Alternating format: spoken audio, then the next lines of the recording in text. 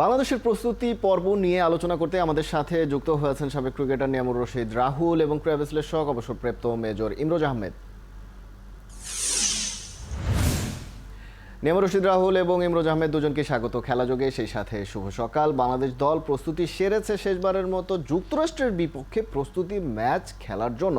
নিয়ামুর রশিদ রাহুল, আপনার কাছে প্রথমে আসতে চাই। বাংলাদেশ দলকে সিরিয়াসনেস দেখাচ্ছে তারা এখন, সেটা খুবই পজিটিভ একটা বিষয়, কিন্তু প্রশ্নটা হচ্ছে যে সিরিয়াসনেসটা প্রস্তুতি ম্যাচে বাংলাদেশ কিসের জন্য দেখাবে? সেটা কি জয়ের জন্য সিরিয়াস থাকবে, নাকি যে করেই হোক পরবর্তী যে মূল লড়াইটা রয়েছে সেই লড়াইয়ের আগে প্রস্তুতিটা যাতে ঠিকঠাক হয় সেদিকে নজর থাকবে বেশি?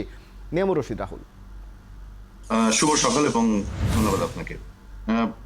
সিরিয়াসনেস সবসময় বাংলাদেশ টিমের মধ্যে ছিল, বাট এটা হয়তো আমরা অন্যভাবে হয়তো আমরা জিনিসগুলো হয়তো দেখে থাকি। ম্যাচ হারলে তখন আমাদের সিরিয়াসনেসটা একটু কমতির দিকে চলে যায়, যেটা আমাদের হচ্ছে ব্যাক অফ দ্য মাইন্ডে সবসময় কাজ করে থাকে। বাট এই কথাগুলি ঠিক না। আসলে বাংলাদেশ সবসময় সিরিয়াসলি ভাবেই নেয়, সেটা প্র্যাকটিস ম্যাচ হোক বা মূল পর্বে যাওয়ার জন্যই হোক না কেন। ইউএসএ তে বা ডালাসে যে প্র্যাকটিস যেটা হচ্ছে সেটা এরকম এনভায়রনমেন্ট, এরকম সুযোগ সুবিধাটা লাস্ট যে সিরিজটা খেলা হয়েছে সেখানে এই এই জিনিসগুলি হয়তো তারা পুরোদমে হয়তো পায় নাই। সেই জন্য হয়তো আমরা হয়তো মনে করেছিলাম যে হয়তো সিরিয়াসনেস না। বাংলাদেশ ডেফিনেটলি সিরিয়াস ভাবেই টুর্নামেন্টগুলি নিয়েছে এবং তারা ঠিক যেভাবে প্ল্যানিং করার দরকার এখন পর্যন্ত সেটা তারা দেখে হয়তো বোঝা গেছে, যেটা নাহিয়ান বিন জসিম যে কথাগুলি বলছিলেন সেটা হয়তো কার্যকরী ভূমিকা তারা পালন করবে অক্ষত ভাবে। কারণ আপনি দেখবেন যে যখন একটা টিম একসাথে প্র্যাকটিস করে এবং একসাথে যখন পুরো টিম যখন দল থাকে মাঠে, তখন কিন্তু এক ধরনের ইনভায়রনমেন্ট, পজিটিভ ইনভায়রনমেন্ট কাজ করে। ফিডব্যাকটাও তখন কিন্তু আলটিমেটলি ওই রকম ভাবেই আসে। তো বাংলাদেশ টিম যেহেতু একটা ওয়ার্ল্ড কাপ টিম, ওয়ার্ল্ড কাপের মতন একটা আসলে খেলতে গিয়েছে, প্র্যাকটিস ম্যাচে বলেন বা সিরিজ বলেন না কেন, প্রস্তুতি ম্যাচে সিরিজ বলেন না কেন, দুটো ম্যাচ হারাতে তারা ডেফিনেটলি আনএক্সপেক্টেড একটা রেজাল্ট তাদের কাছে এসেছে এবং যেটা কখনো কিন্তু বাংলাদেশ ভাবে নাই। এবং এইটাই হয়তো তাদেরকে একটা বড় রকমের বুস্ট আপ তৈরি করতে পারে in not only in the practice match but also in the main tournament. তো এটা বাংলাদেশ টিমের জন্য একটা বড় লেসন এবং এই লেসনটাকেই আমার কাছে মনে হয় যে শক্তিতে পরিণত করারই হবে সব থেকে বড় চ্যালেঞ্জ এবং সব থেকে বড় পদক্ষেপ যদি ভালো করতে চায় বাংলাদেশ। নিঃসন্দেহে ইমরোজ আহমেদের কাছে আসতে চাই এ পর্যায়ে, যেটা হচ্ছে যে দুই ধরনের টেকনিক আমরা সাধারণত দেখি যখন প্রস্তুতি নেওয়ার জন্য কোনো একটা ম্যাচ খেলা হয়, যেরকমটা ওয়ার্ম আপ ম্যাচগুলোতে হয়। সেক্ষেত্রে দলগুলোর টেকনিক এক ধরনের হয়, আবার কোনো দল যদি জয়ের জন্য খেলে সেক্ষেত্রে বাংলাদেশ দল বা যে কোনো দলই আসলে অন্যরকম কোনো একটা টেকনিক অ্যাপ্লাই করে, যে কোনোভাবে হোক জিততে হবে। ইমরোজ আহমেদ, বাংলাদেশ দল আসলে এর আগে যে প্রস্তুতিগুলোতে আমরা দেখেছি সেখানে জয়ে বেশি ফোকাস ছিল, নাকি আমরা প্রস্তুতিতে বেশি ফোকাস দেখেছি তাদের? বা এই সিরিজটাতে যুক্তরাষ্ট্রের বিপক্ষে আসলে যদি প্রস্তুতিটাতে ফোকাস দিতে হয় সেক্ষেত্রে টেকনিকটা কীরকম হতে পারে? হ্যালো, ধন্যবাদ। শুভ সকাল। খালেদ, দেখুন, প্রস্তুতি ম্যাচগুলা এটা কিন্তু ইন্টারন্যাশনাল ম্যাচ হিসাবে কনসিডার্ড হয় না। It is not declared. এটা আপনাকে একটা লিবার্টি দেওয়া হয়, how you want to field your players. আপনি ব্যাটসম্যানের কোনো হিসাব থাকে না, ম্যাক্সিমাম আপনি খেলাতে পারেন। এটা কমপ্লিট প্রিপারেশনের জন্যই খেলা হয়, কিন্তু আমাদের জন্য ঘটনাটা কিন্তু হয়ে গেছে অন্যরকম। কারণ আমরা ইদানিং এই ইউএস এর সাথে আমাদের সিরিজটা হারাতে আমরা কিন্তু বিরাট বড় একটা ধাক্কা আমি বলবো খেয়েছি। কারণ আমরা হয়তোবা ওভার কনফিডেন্ট ছিলাম এবং সেই রকম ভাবেই আমরা হয়তোবা মাঠে নেমেছি। আমরা বুঝতে পারি নাই যে কতটা পিচ্ছিল এই পথ, যেখানে আমরা হাঁটতে গেলে এইভাবে হোঁচট খাবো। সেই জায়গা থেকে যদি আপনি ধরেন, তাহলে আমি বলতে চাই যে আজকের ম্যাচটা যদিও এটা আন্তর্জাতিক কোনো স্বীকৃতি থাকবে না, বাট তারপরেও আমাদের জন্য যথেষ্ট ইম্পর্টেন্ট। কারণ আমাদের প্রচুর প্লেয়ার, আমি বলবো maximum player is an of form. আমাদের ওপেনিং স্লটে যারা আছেন তারা, শান্ত টিম ক্যাপ্টেন নিজে, সবাই কিন্তু অফ ফর্মে আছেন। তাদের একটা ক্লিক হওয়া দরকার, তাদের কনফিডেন্সটা তারা ফেরত পাওয়া প্রয়োজন। কারণ প্লেয়ার যারা আছেন তারাই কিন্তু আমাদের দেশের সবচেয়ে ভালো প্লেয়ারগুলাই আছেন। একজন দুইজনকে নিয়ে অনেক বিতর্ক থাকতেই পারে, বা সেটা থেকে আমরা ভুলে গিয়ে যদি আমরা নির্বাচক যারা দলটা গঠন করেছেন তাদের উপরে যদি আমরা আস্থা রাখি, এইটাই বেস্ট টিম প্রবাবলি, একজন দুইজন ইনক্লুড হতে পারতো, পরিবর্তন হতে পারতো। তাদের উপরে যদি আমরা আস্থা রাখতে না পারি, তারা তো ভালো খেলেন বিধায় দলের সাথে আছেন, কিন্তু তারা অ্যাপ্লিকেশনে যে তারা পিছিয়ে যাচ্ছেন, তারা অ্যাপ্লিকেশনে যে ব্যর্থ হচ্ছেন, এই জায়গাটাই তাদের কাজ করার আছে, আর কিন্তু কোনো জায়গায় না। এবং হাথুরা সিং এর উপরে আমি অন্তত পক্ষে আমি আস্থা রাখতে চাই না, বা সে দলের সাথে আছেন, উনি কি করছেন উনিই জানেন। কারণ উনি আসার পরে সব সময় দেখেছি আমাদের এই ওয়ার্ল্ড কাপের দলে একটা বিভিন্ন বিশৃঙ্খলা সৃষ্টি হয়। আশা করি এখন যারা সাথে আছেন দলের সাথে, তারা এটাকে কোনোরকম ভাবে উতরে নেওয়ার ব্যবস্থা করেছেন, যার ফলে আমি সেদিন আপনাদের সাথে কথা বলছিলাম, আমি বলছিলাম 1983 সনে ইন্ডিয়ার যে ওয়ার্ল্ড কাপ চ্যাম্পিয়ন দল ছিল, তারা কিন্তু এই ওয়ার্ম আপ ম্যাচে মাইনর কাউন্টির কাছেও কিন্তু হেরেছিল। সেই দলটাই আবার বিশ্ব চ্যাম্পিয়ন হয়েছে। আমরা বলছি না বাংলাদেশ এখনই বিশ্ব চ্যাম্পিয়নের মতন দল বানিয়ে ফেলেছে, বাট আমরা ভালো করার যথেষ্ট সামর্থ্য আমাদের আছে। আমরা শুধু ভালো করতে চাই, আমরা প্রথম ধাপ থেকে দ্বিতীয় ধাপে যেতে চাই। সেই প্রস্তুতিটার জন্য দিস ওয়ার্ম আপ ম্যাচ এবং পরবর্তীতে ইন্ডিয়ার মতন চৌকস দলের বিরুদ্ধে যে আমাদের ওয়ার্ম আপ ম্যাচ আছে, both the match us very important. এবং যারা অফ ফর্মে আছেন তাদের জন্য এটা বিরাট বড় একটা সুযোগ ফিরে আসার। আর ইউএস এর সাথে যেহেতু খেলা, মনে মনে একটু কি বলবো, মনে মনে আমাদের একটু ইচ্ছা থাকবেই যে একটা প্রতিশোধ আমরা নেওয়ার একটা চেষ্টা করব। দুইটা খেলায় ওদের সাথে হেরেছি, তেমনটা দল আমাদের না, বাট এটা আমাদের মনে হয় প্লেয়ারদের যথেষ্ট নিজেদের ভিতরে আমার মিসআন্ডারস্ট্যান্ডিং একটু ঘাটতি ছিলই, যে কারণে আমরা হেরেছি। নিঃসন্দেহে নিশ্চয়ই কোনো জায়গায় না কোনো জায়গায় তো অবশ্যই ঘাটতি ছিল, সেটা তো আসলে খেলার ফলাফলই বলে দেয়।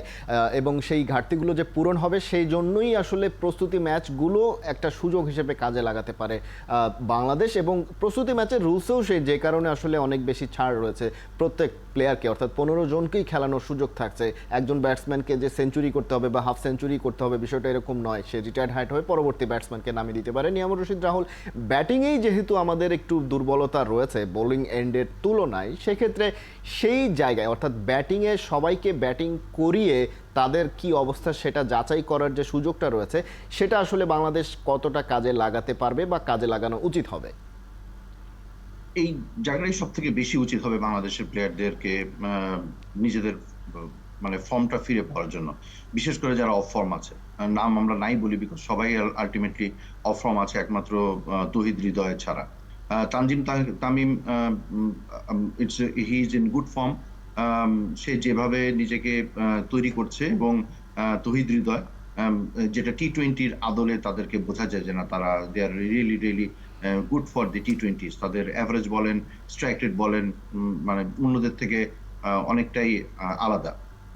তাদেরকে দেখেও কিন্তু আলটিমেটলি জিনিসগুলি অন্যরা শিখতে পারে বা মাথায় নিতে পারে। আসলে টি-20-র মেজাজটা এমন, যেটা নতুন করে বলার কোনো কিছু নেই। বাংলাদেশ টিম টি-20-তে ডেফিনেটলি এখন পর্যন্ত তারা এই জায়গাটাতে আত্মস্থত করতে পারে নাই নিজেদেরকে। তা না হলে আমাদেরকে আর লাস্ট 2007 থেকে আমাদের পারফরমেন্স এরকম হতো না। কোনো না কোনো জায়গায় হয়তো আমরা একটা জায়গায় ইমপ্রুভ করতে পারতাম, আইদার ব্যাটিং অথবা বোলিং, অথবা কেউ হয়তো ভালো একটা প্লেয়ার হয়তো ম্যাচ উইনিং ইনিংস খেলে হয়তো জিতাতে পারতো, যাদেরকে নিয়ে হয়তো আমরা হয়তো ম্যাচ প্ল্যানিংটা করলাম। যারা দুজন আছে, Shakib is not in a good form, Mustafiz definitely একজন মাত্র বলার আছে যাদেরকে নিয়ে হয়তো আমরা একটু মানে কনফিডেন্স পেতে পারে বাংলাদেশ টিম। তাছাড়া ব্যাটসম্যানদের যে কথাগুলি আপনি বললেন, যে সৌম্য বলেন বা লিটন দাস বলেন, ক্যাপ্টেন নিজে বলেন, এদেরকে ডেফিনেটলি কোলস থেকে বের হতে হবে। টি-20-র আদলে তাদেরকে খেলতে হবে। ওয়ান ডে টেস্টের আদলে এখানে আসলে আমাদের ব্যাক অফ দ্য মাইন্ডে সবসময় কাজ করে থাকে।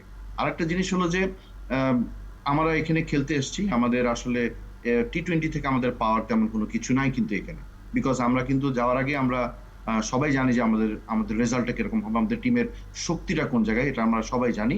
সো এইখানে আমাদেরকে যত ইমপ্রুভ করার জন্য দরকার ম্যাচ বাই ম্যাচ, সেই জিনিসটাই আমাদের এখন প্র্যাকটিস ম্যাচে যদি আমরা ওই প্ল্যান অনুযায়ী করতে পারি, সেটাই হবে সব থেকে বড় প্ল্যান আর কি, আমার কাছে নিঃসন্দেহে সেই জায়গা থেকে আসলে আমরা প্রত্যাশা করতে চাই যে টার্গেট নিয়ে আসলে বাংলাদেশ গেছে সেই টার্গেটটা পূরণ হোক। কিন্তু আমরা জানি যে প্রস্তুতি বিষয়টা আসলে অনেক দিন আগে থেকেই শুরু হয় যে কোনো দলের ক্ষেত্রে, বিশ্বকাপ যদি হয় সেক্ষেত্রে। আমরা জানি জিম্বাবুয়ের বিপক্ষে বাংলাদেশ সিরিজ খেলেছে, তারপরে ইউএস এর বিপক্ষে, আর এখন তো প্রস্তুতি ম্যাচ রয়েছে। ইমরোজ আহমেদের কাছে জানতে চাইব যে এই পুরো জার্নিটা যেটা শেষ করে এসেছে বাংলাদেশ, সেই জিম্বাবুয়ে সিরিজ থেকে যদি আমরা ধরি টাইমলাইনটা, টস জিতলে আগে ফিল্ডিং নেওয়ার একটা প্রবণতা ক্যাপ্টেনের ভেতরে সবসময় ছিল। সেখানে আসলে ব্যাটিংয়ের প্রস্তুতিটা ঠিক কতটা হয়, কারণ সেক্ষেত্রে একটু লোয়ার এন্ডের টিমের বিপক্ষে যদি আমি পরে ব্যাটিং করি, সবাই তো ব্যাটিং করার সুযোগটা আসলে পান না, যেটা কিনা লাস্ট ইউএসের বিপক্ষে ম্যাচটাতে আমরা দেখেছি দুজনেই খেলা শেষ করে দিয়েছেন, বাকিদের ব্যাটিংয়ের কী অবস্থা সেবার দেখার সুযোগ হয়নি। কিন্তু এটা ধারণা করা হয় যে সমালোচনার একটা ভয় দলের ভেতরে কাজ করে, সেটা বাইরের সমালোচনা হোক কিংবা টিমের ভেতরের সমালোচনা হোক, এবং সেই সমালোচনার ভয়ই আসলে বাংলাদেশ যে কোনোভাবে হোক জিততে চায়, সেটার প্রস্তুতিকে ছাপিয়ে জয়টাকে টার্গেট ধরে নেয় বাংলাদেশের টিম ম্যানেজমেন্ট।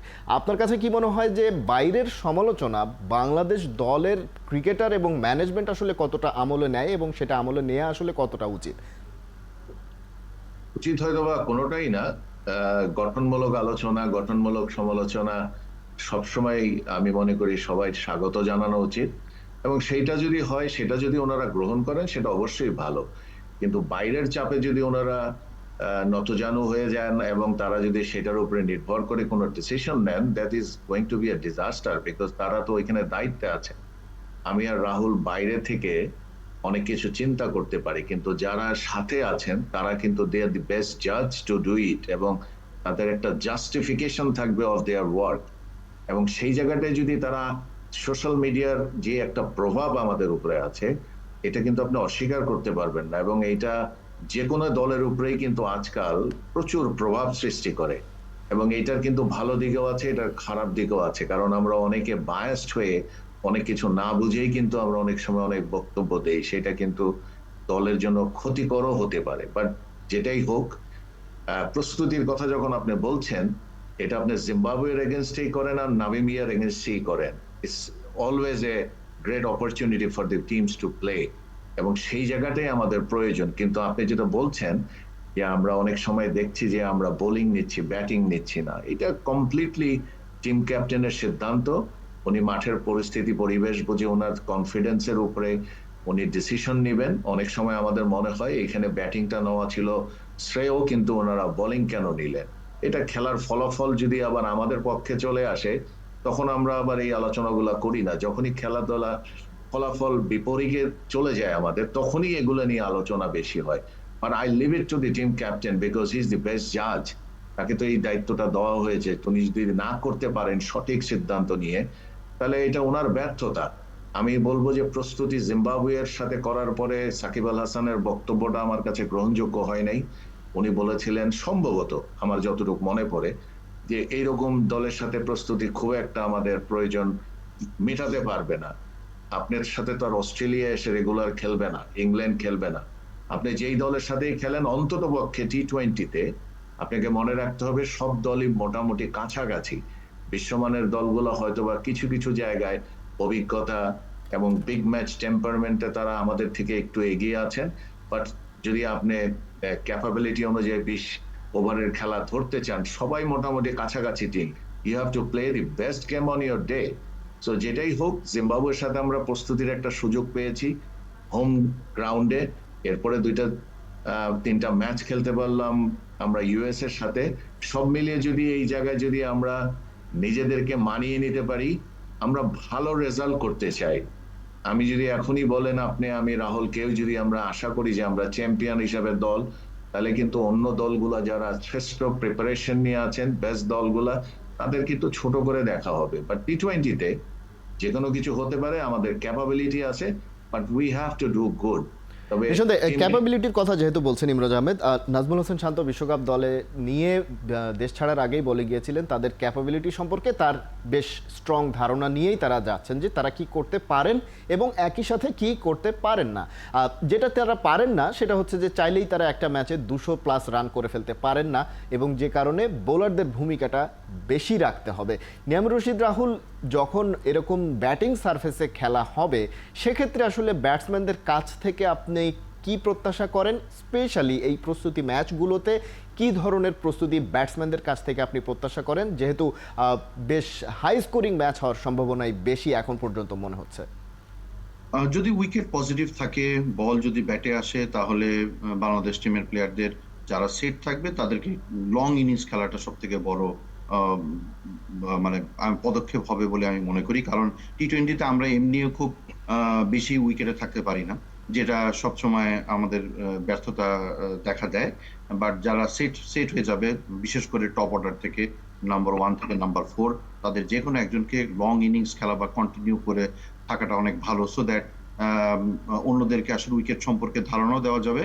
এবং সিনিয়র প্লেয়ারও যদি তারা নিজেদেরকে মেলে ধরে থাকে, তাহলে ড্রেসিং রুম থেকে দেখতেও ভালো লাগে এবং তারা কনফিডেন্স অটোমেটিকলি ভাবে পায়। Rather than to play strong shots, এখানে মাথার খেলাটা সব থেকে অনেক ইম্পর্টেন্ট। স্কোর বোর্ডে রান তুলতে গেলে আমাদের জোরে জোরে 6-4 মারলেই কিন্তু আলটিমেটলি আমাদের টি-20তে বোঝানো যায় না। এটা ক্যালকুলেশনের ফ্যাক্টর আছে। 4 যখন হবে, তখন যখন দরকার তখন অটোমেটিকলি 4 আসবে, 6 আসবে। বাট স্কোর বোর্ডটাকে রানিং করাটা সব থেকে সচল হবে, সেটি সব থেকে বড়, যেহেতু আমাদের ব্যাটসম্যানরা অনেক বেশি সময় নেয় উইকেটে সেট হতে।